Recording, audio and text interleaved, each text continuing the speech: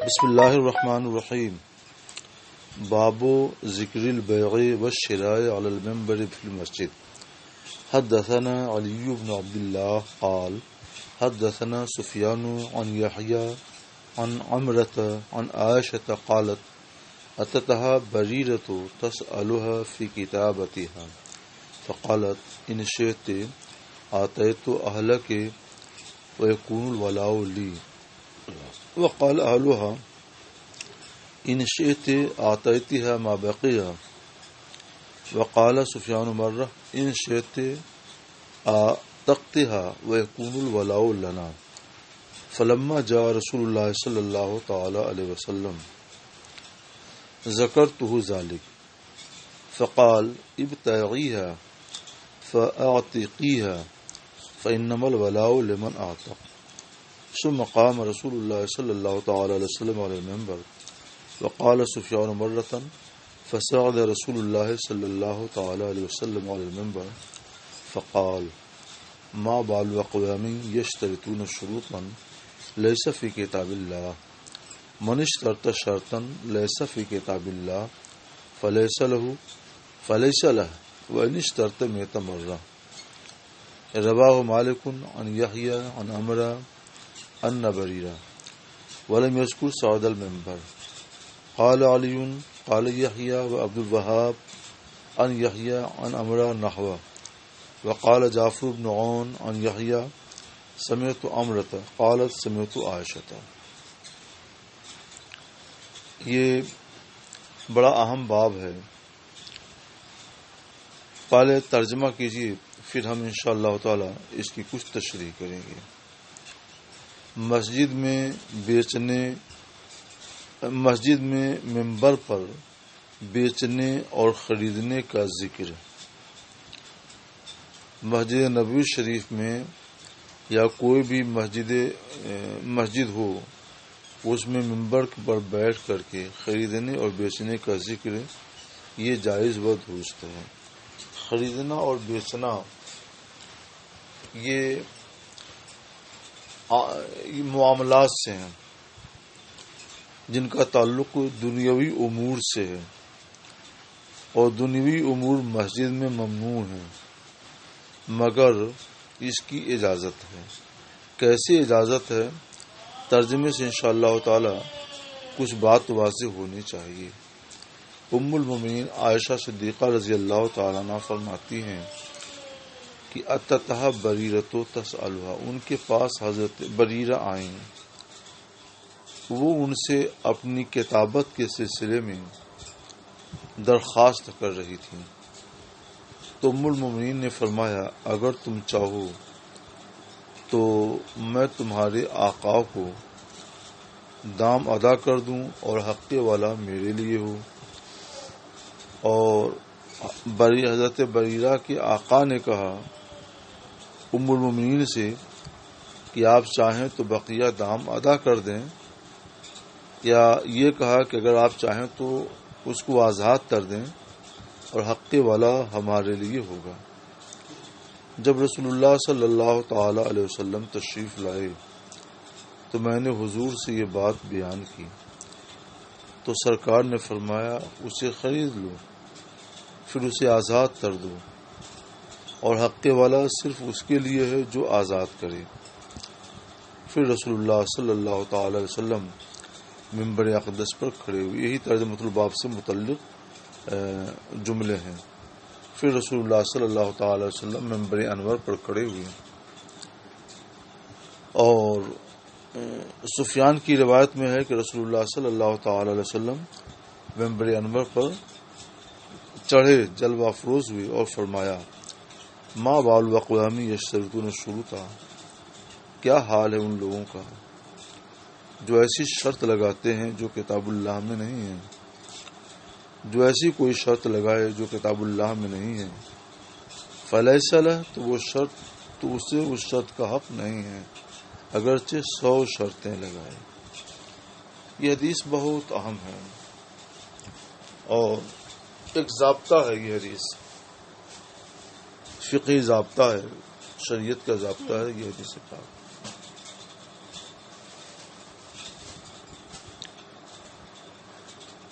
اب اس کی تھوڑی سی تشریح ہونی چاہیے. سب سے پہلے یہ بات ترجمۃ الباب سے متعلق کہ مسجد میں ممبر پر خرید و فروخت کا ذکر ہے.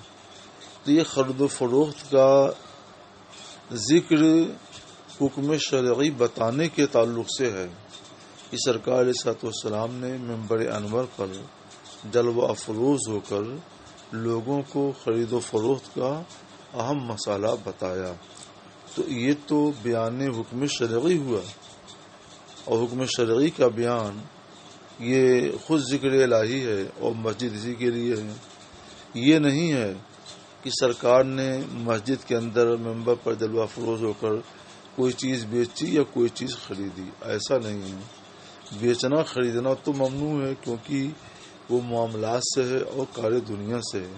سرکار نے نہ بیچا نہ خریدا، بلکہ بیع و شراء کے لیے سرکار علیہ الصلوۃ والسلام نے ایک بنیادی حکم شریعت طاہرہ کا بیان کر دیا کہ فإنما الولاء لمن اعطى یا ما بال اقوام یشترطون شروط الی آخرہ، کہ جس کا حاصل یہ ہوا کہ خرید و فروخت میں کوئی ایسی شرط نہ لگائی جائے جس کی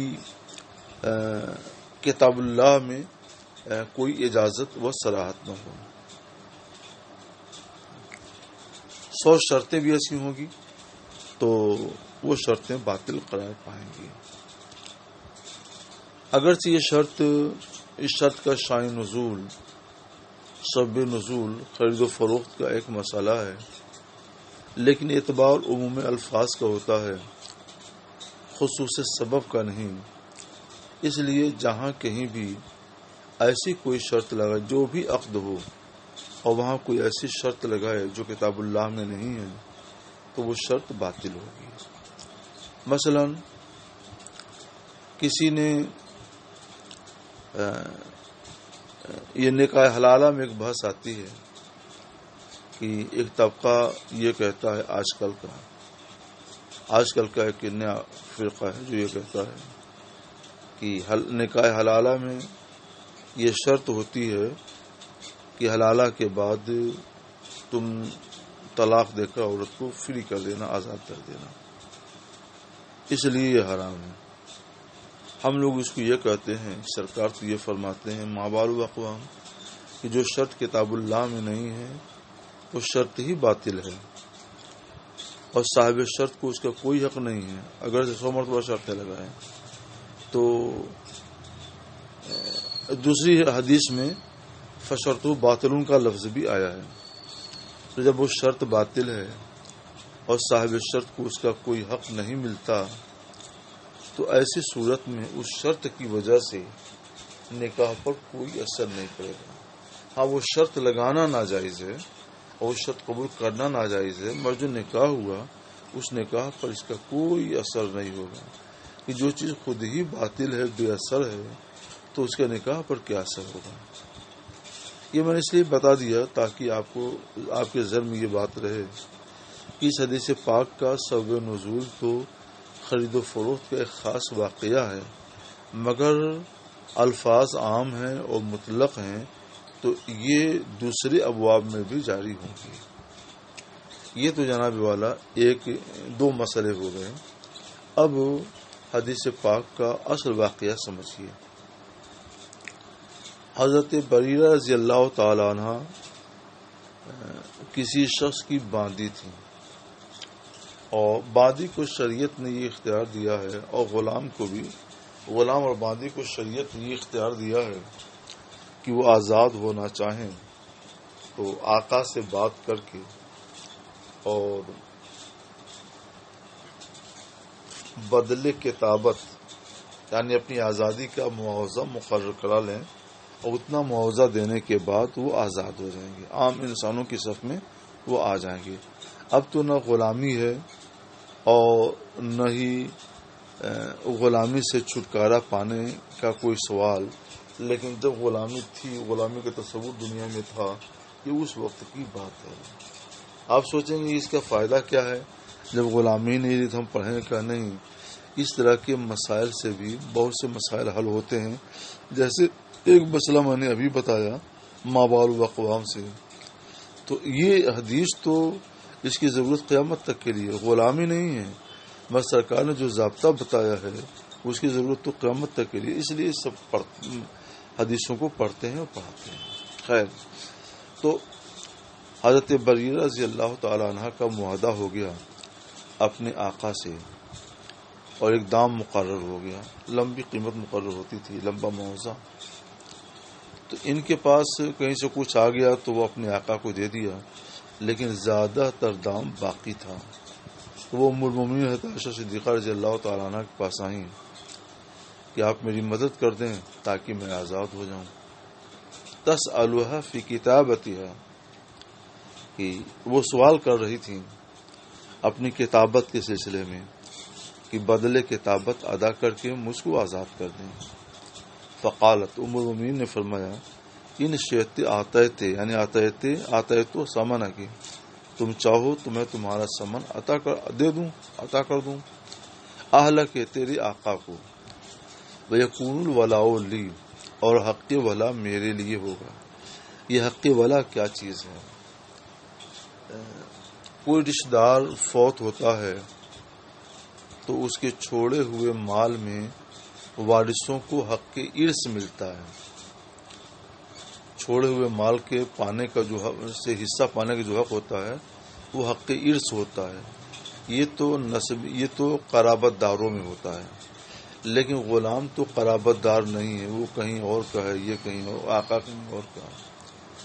تو اس میں شریعت طاہرہ نے حق ولا رکھا ہے کہ کسی نے غلام کو خرید کر آزاد کر دیا اور غلام کا انتقال ہو جائے تو اس نے جو کچھ مال چھوڑا ہے وہ مال کیا ہوگا؟ تو اگر اس کے وارث ہیں تو وارث لے لیں گے، اور وارث کوئی نہیں ہے تو اس کی میراث پانے کا حق موتق کو ہے، آزاد کرنے والے کو۔ تو آزاد کرنے والے کو غلام کے چھوڑے ہوئے مال یا باندی کے چھوڑے ہوئے مال پر جو حق حاصل ہوتا ہے، حق ارث، وارث ہونے کا حق، اسی کو ولا کہتے ہیں۔ یوں شریعت طاہرہ میں ولا کی دو قسمیں ہیں، ایک تو ولاء العتاقہ ہے، وہ یہی ہے، اور ایک ولاء الموالات ہے۔ اس کی بحث آپ کو ہدایہ جلد 4 میں ملے گی، اور بڑی نفیس بحث کی ہے صاحب ہدایہ رحمۃ اللہ تعالی علیہ نے۔ یہ محل اس سے کچھ بیگانہ ہے، اس لیے ہم اس کو چھوڑ رہے ہیں، اس لیے بھی چھوڑ رہے ہیں کہ آج ولائے موالات نہیں ہوتا ہے تو چندہ اس کی ضرورت بھی نہیں رہ جاتی۔ آپ کی معلومات کے لیے ہم نے اتنا بتا دیا کہ ولا کی 2 قسمیں ہیں، ولاء الموالات اور ولاء العتاقہ۔ یہ جو گفتگو ہے یہ ولاء العتاقہ کی ہے، یعنی آزاد کرنے کی وجہ سے جو حق ولا ملتا ہے۔ تو یہ تو اسلام نے حق دیا تھا، اور اس میں بڑی حکمت بھی تھی کہ کوئی کسی کو یوں تو آزاد نہیں کرے گا، تو اسلام نے آزاد کرنے والے کے لیے بھی کچھ حق رکھ دیا کہ تم اپنا پیسہ دے کر اس کو آزاد کرا دو تاکہ انسانوں کے دھارے میں آ جائے وہ، اور اگر تم سے پہلے اس کا انتقال ہو گیا تو اس کے وارث تو عام طور ہوتے نہیں ہیں، تو اس کا چھوڑا ہوا مال بطور وراثت تم کو مل جائے گا، جس کو ولا کہتے ہیں۔ اگر اس طرح کی لالچ نہ ہو تو کیوں کوئی کسی کو لمبی رقم دے کر کے آزاد کرائے؟ تو غلاموں کی آزادی کے لیے سرکار علیہ الصلوۃ والسلام نے ایک راستے کھولے، ان میں سے ایک راستہ سرکار نے یہ بھی کھولا تھا کہ جو آزاد کرے گا حق ولا اس کا اس کو ملے گا۔ فلما جاء رسول اللہ صلی اللہ تعالی علیہ وسلم۔ اچھا، تو اب ترجمہ کریں۔ حضرت عائشہ فرماتی ہیں کہ ان کے پاس بریرہ آئیں، وہ ان سے اپنی کتابت یعنی اپنے بدلے کتابت کے بارے میں سوال کر رہی تھیں، تو انہوں نے حضرت عائشہ صدیقہ نے فرمایا تم چاہو تو میں تمہارا سمن، تمہارے بدلے کتابت تمہارے آقا کو دے دوں اور حق ولا میرے لیے ہو۔ اور حضرت بریرہ کے آقا نے کہا حضرت ام المومنین سے کہ آپ چاہیں تو دام دے دیں، ما بقیہ، جو بقیہ دام ہے وہ عطا کر دے دیجیے۔ اور سفیان نے ایک بار یہ بھی یوں بیان کیا کہ آپ چاہیں، ان لوگوں نے یہ کہا آپ چاہیں تو اس کو آزاد کر دیجیے اور حق ولا ہمارے لیے ہوگا۔ وہی معاوضہ لے کر کے آزاد کر رہے ہیں اور انہی کے لیے اس کے مرنے کے بعد وراثت کا حق بھی ہوگا. تو پھر تو اگر یہ ایسا قانون جاری ہو جائے تو کیوں کوئی کسی غلام پر لمبی رقم خرچ کر کے اس کو آزاد کرائے گا؟ وہ تو یہ جانے گا کہ آزاد کرنے کے بعد بھی اس کا چھوڑا ہوا مال اس کے آقاؤں کو ملے گا، ہم کو کچھ ملا نہیں ہے. تو اس طور پر ہمیشہ وہ غلامی کی زنجیر میں جکڑا رہ جائے گا. تو یہ شرط باطل تھی، کتاب اللہ کے خلاف تھی، سنت رسول اللہ کے خلاف تھی. تو انہوں نے یہ کہا کہ آپ چاہیں تو آزاد کر دیں، مگر حق والا اس کا ہمارے لیے ہوگا کہ اس کے مرنے کے بعد اس کا چھوڑا ہوا مال بطور میراث ہمیں ملے گا. فلما جاء، سرکار اس وقت موجود نہیں تھے جب سرکار تشریف لائے. عائشہ فرماتے ہیں صدیقہ رضی اللہ تعالیٰ عنہ کہ میں نے سرکار سے واقعہ ذکر کیا تو حضور نے فرمایا تم اس کو خرید لو،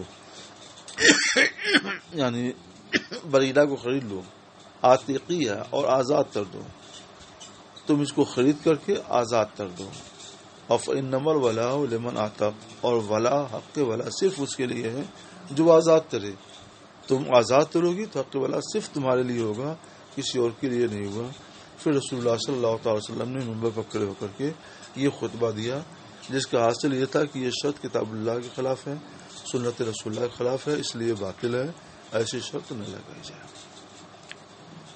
ساری بحثیں ہو گئی، اب آگے بڑھتے ہیں. باب التقاضی والملازمہ فی المسجد، مسجد میں تقاضا کا بیان اور پیچھے پیچھے لگے رہنے کا بیان. ملازمہ کے معنی چپک جانا، ایک کا دوسرے کے ساتھ چپک جانا، یہ ملازمہ ہے. یعنی ایک آدمی کے ذمے دوسرے کا دین ہو، قرض ہو، مسجد میں مقروض مل گیا تو قرض خواہ اس سے تقاضا کرے اور اس کے پیچھے پیچھے لگ جائے تم کو دے کر ہی جانا ہے. تو ایسا کر سکتے ہیں کہ نہیں؟ تو اس کا ذکر بھی حدیث عہد رسالت کے ایک واقعے میں ہوتا ہے. یہ ہیں عبداللہ بن کعب بن مالک.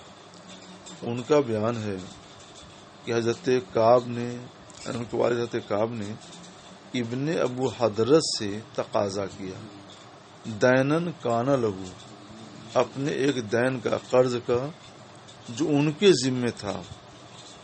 یعنی حضرت ابن ابو حضرت کے ذمے حضرت کعب بن مالک کا کچھ قرضہ تھا. مسجد ملاقات ہو گئی تو انہوں نے مسجد میں ہی تقاضا کر دیا حضرت کعب نے. پھر ترجمہ کرتے ہیں.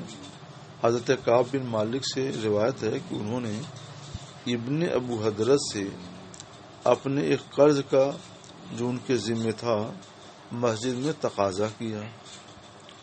انہوں نے کچھ معذرت دی ہوگی کہ بھی رہنے دیں اور جب ہوتا ہے تو ہم دے دیں گے. فارتفعت اصواتہما، تو دونوں کی آوازیں بلند ہونے لگیں. اب یہ بھی تیز تیز بولنے لگی، وہ بھی تیز تیز، یہاں تک کہ رسول اللہ صلی اللہ تعالی علیہ وسلم نے اسے سنا اور آپ اپنے حجرہ شریفہ میں تشریف فرما تھے. تو دونوں کی طرف تو آپ سرکار نکلے، حجرے سے باہر آئے. حتی کشف سجف حجرتہ، یہاں تک کہ سرکار نے اپنے حجرہ شریفہ کا پردہ ہٹایا اور سرکار نے ساری باتیں سن لی تھی، اس لیے پکارا ہے کہ آپ عرض کی لبیک یا رسول اللہ. تو حضور نے فرمایا من دینے کا حاضر، اپنے اس قرضے میں سے کچھ گھٹا دو، معاف کر دو. وہ اوما الیہ، اور سرکار نے اشارہ بھی کیا، الشطر، آدھا، یعنی اپنے اشارے سے بتایا کہ اپنے قرضے میں سے آدھا معاف کر دو. تو فوراً حضرت کعب نے کہا لقد فعلت یا رسول اللہ، یا رسول اللہ میں نے کر دیا، یعنی آدھا معاف کر دیا. تو سرکار نے ابن ابو حضرت سے فرمایا قم فقضی، اٹھو اور وہ آدھا قرض جو باقی رہ گیا اسے چکا دو. تو اس سے یہ نہیں معلوم ہوا کہ مسجد میں تقاضا کرنا چاہیے اور آواز بلند کرنا چاہیے. ان لوگوں نے ایسا کیا تو کیا، لیکن سرکار علیہ الصلوۃ والسلام نے جو کیا وہ یہ تھا کہ دونوں کے درمیان مصالحت کرائی. تو یہ گویا یہ اس کا حاصل یہ ہوا کہ فریقین کا مقدمہ مسجد میں سننا اور ان کا فیصلہ کرنا، تو سرکار صلی اللہ علیہ وسلم نے ان کا مقدمہ سنا اور ان کا فیصلہ کیا. مقدمہ سننے میں آواز اونچی نیچی ہو جاتی ہے، تو سرکار نے فیصلہ کیا اور مصالحت کرا دی. تو یہ کام مسجد میں ہو سکتا ہے. یہ نہیں ہے کہ مسجد میں مطالبہ کریں، پیچھے پیچھے لگے رہیں، جھگڑا کریں، آواز بلند کریں، یہ ممنوع ہے. اس کی حیثیت استغاثہ کی ہوئی اور فیصلے کی ہوئی. باب کنز المسجد و التقاط الخرق والقضاء والعیدان. اچھا، کنز کے معنی آتے ہیں جھاڑو لگانا، صاف ستھرا کرنا. التقاط اس کے معنی چن لینا.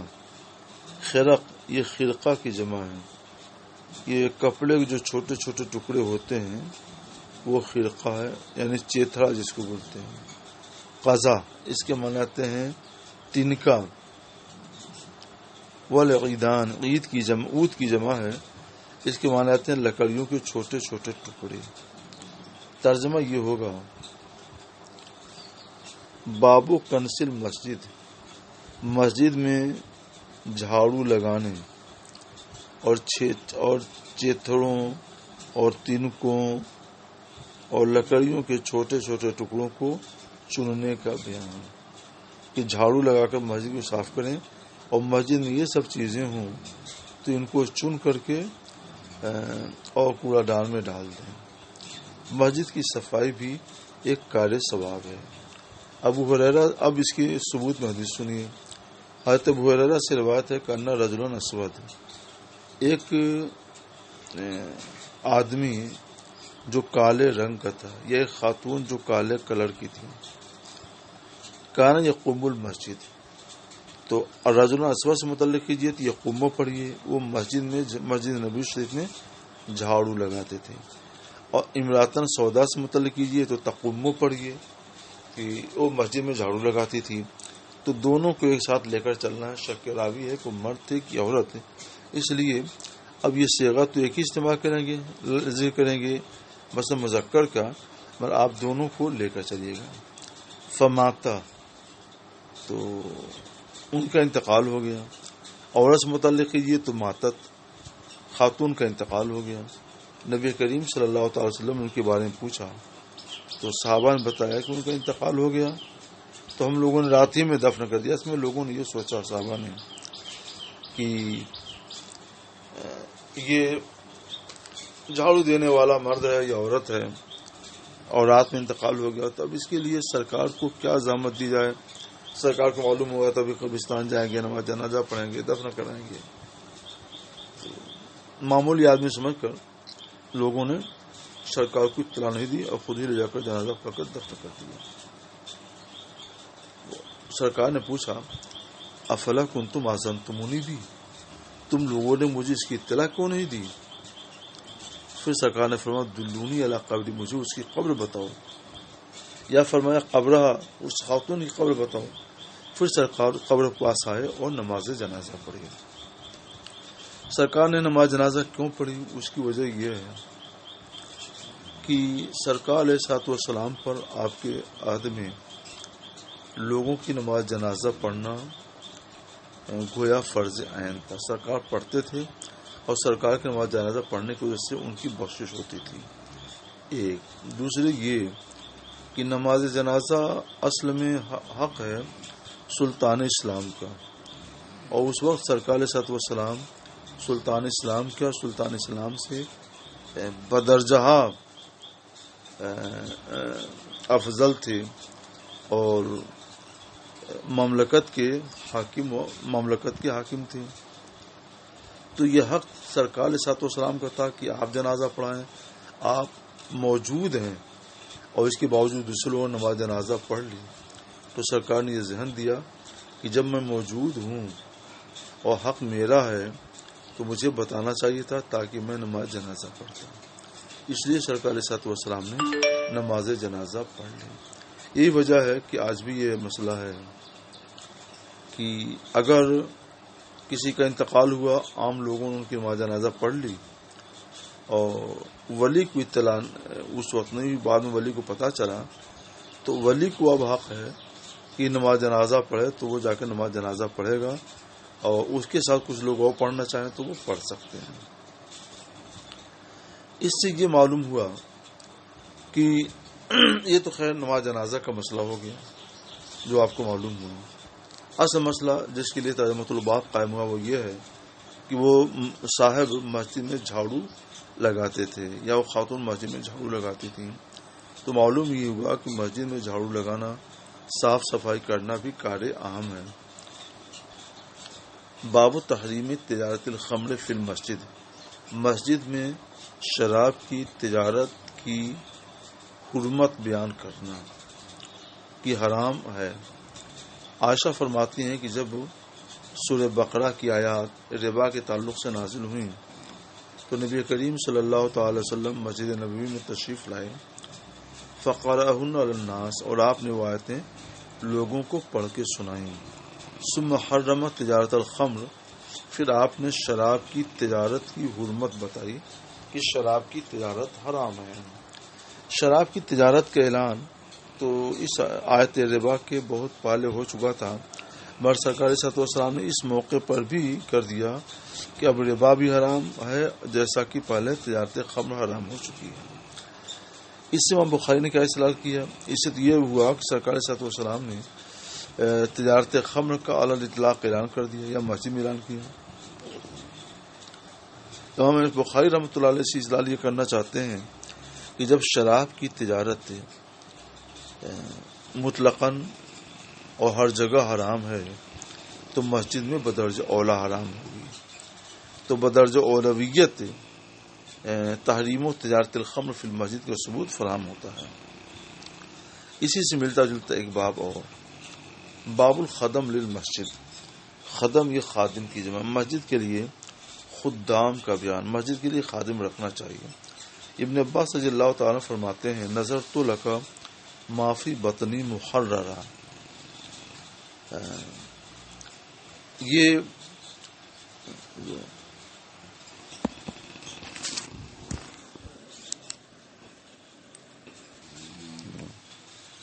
حضرت امام بخاری رحمۃ اللہ تعالی علیہ نے مسجدوں کے لیے خادم یا خدام رکھنے کے ثبوت کے طور پر قرآن پاک کی ایک آیت کریمہ سے استدلال کیا ہے۔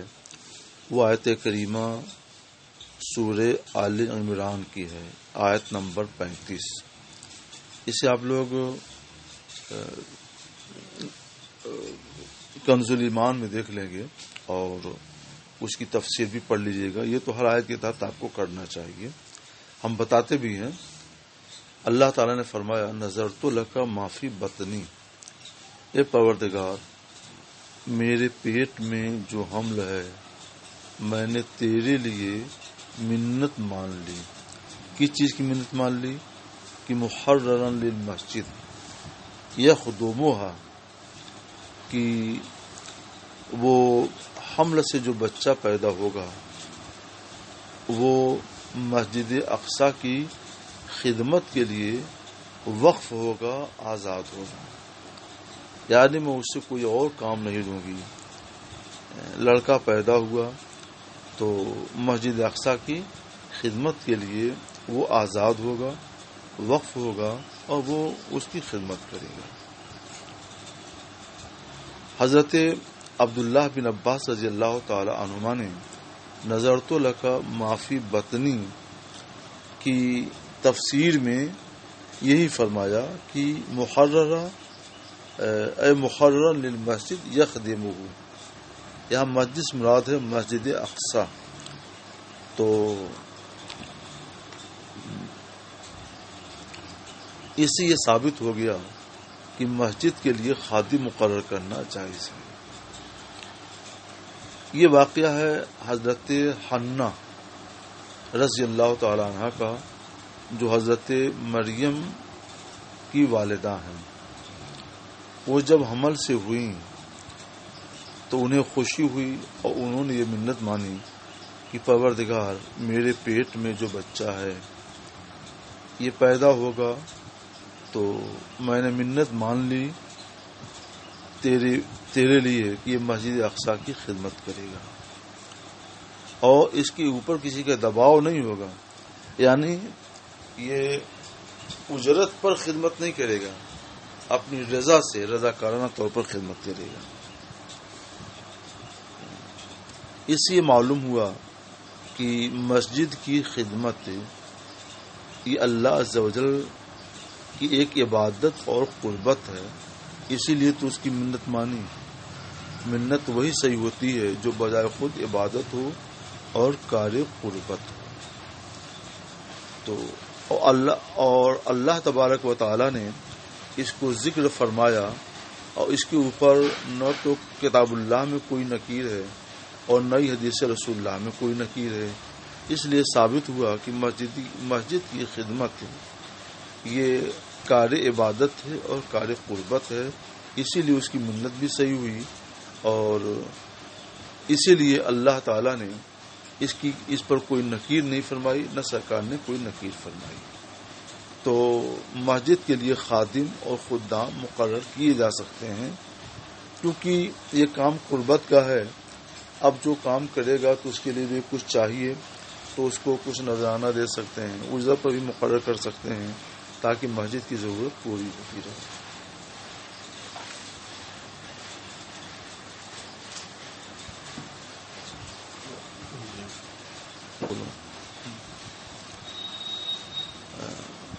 عن ابی رافع عن ابی ہریرہ ان امرأة او رجلا كانت تقوم المسجد ولا أراه الا امرأة فذكر حدیث النبی صلی اللہ تعالی علیہ وسلم انه صلی علی قبرها۔ یہ وہی حدیث ہے جو ابھی آپ نے پڑھی۔ اس حدیث میں راوی نے یہ بتایا ہے کہ وہ خادم جو مسجد کی خدمت کر رہے تھے وہ مرد نہیں تھے بلکہ وہ خاتون تھیں، اور اس سے پہلے والی حدیث میں شک کے راوی ہیں۔